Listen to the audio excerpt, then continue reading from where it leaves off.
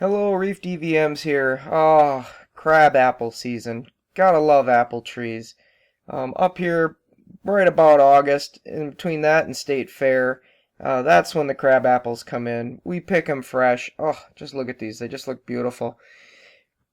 Try to get several gallons worth. I would say it's pretty easy. The trees are absolutely loaded full of crab apples. We're not too picky. Once we start picking, we just pick everything. There might be a few bugs on them, but there's very little. The dents and dings that happen throughout the summer to these things, we're not too worried about.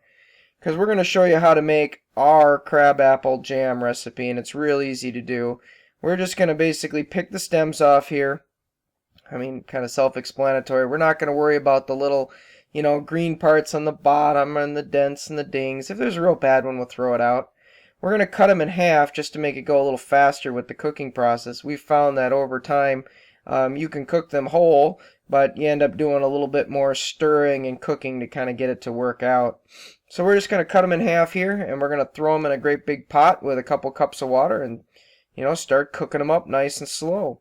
As you can see here, where it takes us a little bit of time to fill the pot. Now, these crab apples have no sprays or preservatives on them. They're just trees on the farm here, so not a real big deal about worrying about washing them up too much.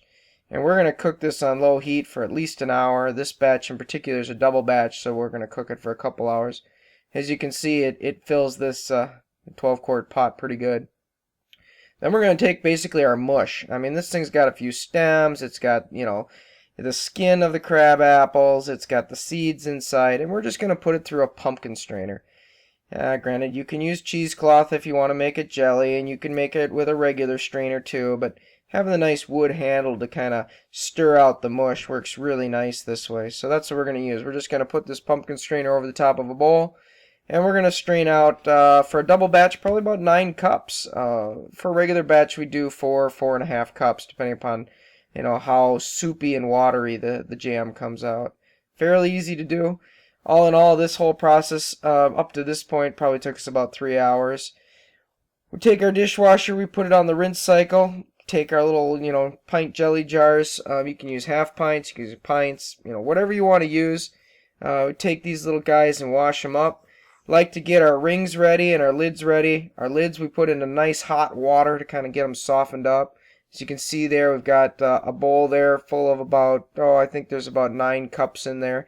And you got to get your pectin out. And then it's about getting your supplies ready. Having a nice handle to take the little jars out of the water. Having a funnel. You got to have your sugar. You got to have your pectin. Get your glass jars ready. And another bowl, obviously, to cook your jam in. Then you're pretty much all set to get this process rolling. The only thing here I got to grab quick is the lids. So I'll get those here real quick. There we go. And this is all the supplies that we basically need to make the jam at this point. From here, we're going to put the jam into a bigger pot, and we're going to put it on the stove, and we're going to get it up to a boil. Once we get it up to a boil, we're going to get our pectin added in. And again, we're doing a double batch, so we're probably going to use a couple boxes here of pectin. I've got one there in a box, and then another bag sitting underneath it. So we'll use two sets of pectin for this recipe because there's a large quantity.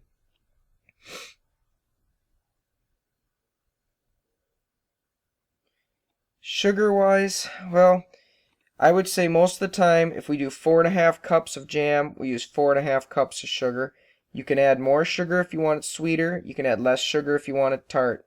In this case, because we've got about 9 cups, we're going to use a good 8-9 cups of sugar for this double batch here. I like to get it measured out in advance. Just makes it a lot easier here as we get into the cooking part. Because once you get this to a boil, you don't want to be running around looking for your sugar. The substance, when it becomes a jam, is very thick and very hot, and you just kind of want to get it in when you want. So I'll get my sugar here measured out, and we'll get over to the stove. I'm going to use a little bit of butter just to keep the bubbles down, and I don't get a lot of frothing. So I'll put probably about half a tablespoon of butter in there. So I've got that in now, and we're just going to stir this until we start to get that thick, heavy, rolling boil going, and once we get that going and it starts popping real slow here, we add our pectins. In this case, I've already got one in. I'm going to add the second one here. We'll get it stirred up for you guys. Pectin has to be stirred in before the sugar. Remember, that's a very important point. If the pectin is not dissolved in that hot boiling substance before you put the sugar in, then it'll just, clump in spots and you won't get a good set. Once you get that pectin in, then it's time for sugar. Again, have it all pre-measured out. We're just going to pour it in. At this point, you're going to stir it or fold it in. Once we get that thick popping boil going, we're only going to boil it for about a minute, and then we're going to go right to the jars. So this process kind of has to be, planned. We're going to use 2 people here. My wife and I will do this together so that we don't mess it up, because this is kind of an important step. You get this step right, and your jam sets just beautifully. So as you can see here, we've been stirring in here for about a minute. It's really a nice boil.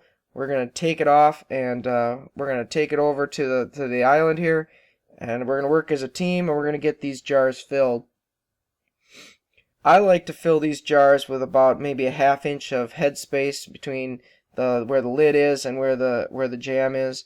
Some people leave an inch. It's preference, folks. So we'll fill these up, and then we'll get ready to process. By the way, this is really hot, and you can see there my wife is going to take a cheesecloth there, and she likes to wipe the edges because I spill on them before she puts the ring and the lid on. Again, these rings, they're all brand new, so you can use used ones if you want. The lids are all been washed, so you'll see a little bit of water on them. And again, we just wash them with a nice warm water, no soap or anything. So we've got everything into the jars. We're going to get everything screwed and tightened on with all the lids, and then we're going to be ready to process. Double batch like this, we'll probably have to process in 2 sets. So here's our canner. It's full of boiling water. We've got a tray that it comes with, and we've lifted the tray up so we can load it with the jars. We're going to be able to get 7 jars in each batch, and since this is a double batch, we have 14 jars. You have 4½ cups, by the way, of jam with 4½ cups of sugar. Makes about 7 little jelly jars like this. So if we double the batch like we did, we'll end up with 14. We're just going to drop this into the boiling water. I'm going to kind of speed this up here so you don't have to sit here for 10 minutes. And then we're going to boil these jars for 10 minutes, or process them for 10 minutes. Then we take them out of the hot water. We try to get the water off the lids there a little bit, so we tip them just a hair just to get the water off the lids. And then we're going to let these jars cool. In the process of cooling over the next 30 minutes, you'll hear the lids suck down because of the heat cooling inside, and then that'll seal the jars. You'll hear a little bit of a pop to that. And then basically you're left with beautiful crabapple jam, which is going to be great to keep for 1 to 2 years. It's just wonderful stuff. It'll set up hard as a rock. Anyways, folks, I appreciate you watching. This has been a great video to make for us. I hope if you enjoy some of these cooking videos, you'll subscribe or click the like button and tell us what you think. I hope you have a wonderful day and enjoy it. It's great crabapple jam.